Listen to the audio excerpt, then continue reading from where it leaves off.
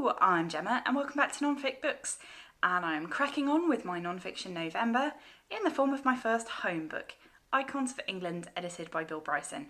This was published in 2008 by Penguin Random House and is, totally forgotten what I just looked up, 351 pages. This is an essay collection looking at what people think of when they think of England and as their home, and the places that and things that they find most familiar, evocative and powerful about England, and really quite often the English countryside. It's not too surprising that this has a countryside bias, because Bill Bryson at this stage was the president of the Campaign for Rural England, and this book the profits were going towards the Campaign for Rural England as well.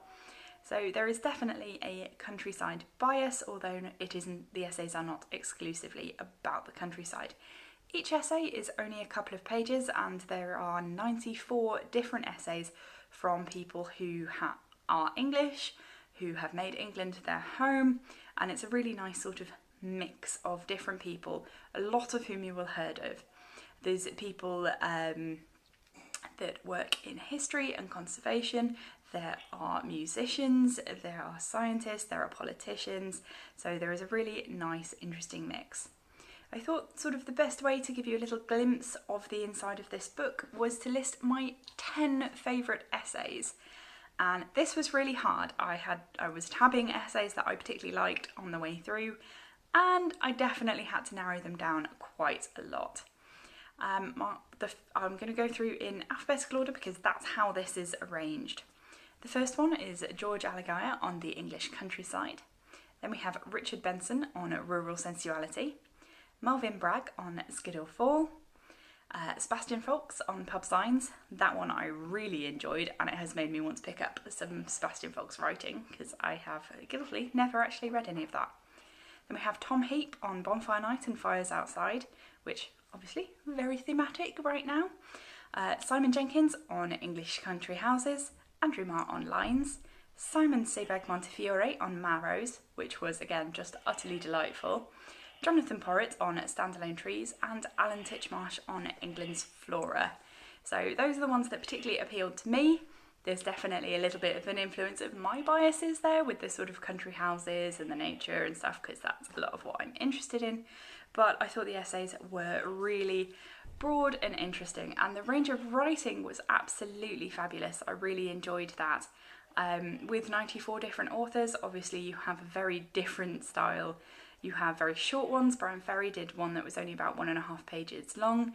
There was then one that was a conversation with the author herself, and I thought that was absolutely fantastic. I think that was Sue Clifford who did that, all about her relationship to woodland, and it was really enchanting.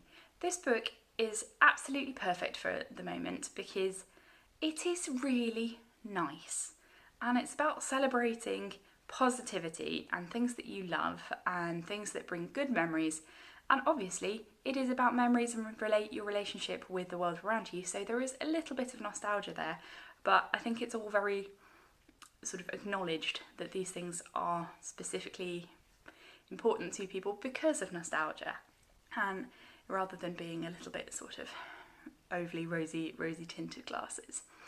I love this book. I think a lot of people would really enjoy this book. I think it's maybe even, dare I say it, a fantastic toilet book because the essays are so short, and I think it's the sort of thing that guests may also want to pick up and flick through. And my husband flicked through it and immediately said, oh, please pop that on my pile, because I tend to put books I really love in a pile for him to read, and I definitely think this is one that very many people will enjoy.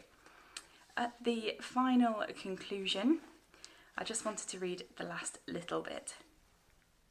There are particular places in England that come as close to perfection as you're ever likely to find on this planet. The English countryside is incredibly beautiful, dangerously finite, and inexpressibly precious. We can secure a better future for the English countryside. We must, and we will. Which I think sort of sums up the idea behind the Campaign for Rural England. And as you can see, it has a foreword by the Prince of Wales, which is very fitting with all his work that he does towards protecting the countryside. I love this book. I have a love-hate relationship with Bill Bryson's writing, but I think the essays that he curated in this were absolutely fabulous, and I definitely recommend this as a fantastic home selection. I really enjoyed picking this up, and it's also sort of made me consider picking up more Bill Bryson, because as I said, I've had a bit of a love-hate relationship with him. How are you enjoying your reading so far in November? Is there anything you would particularly recommend to me, or that you haven't really enjoyed as well? Because I think sometimes that's equally important to know. I would love to hear from you, and I will see you in a video soon, hopefully. Bye!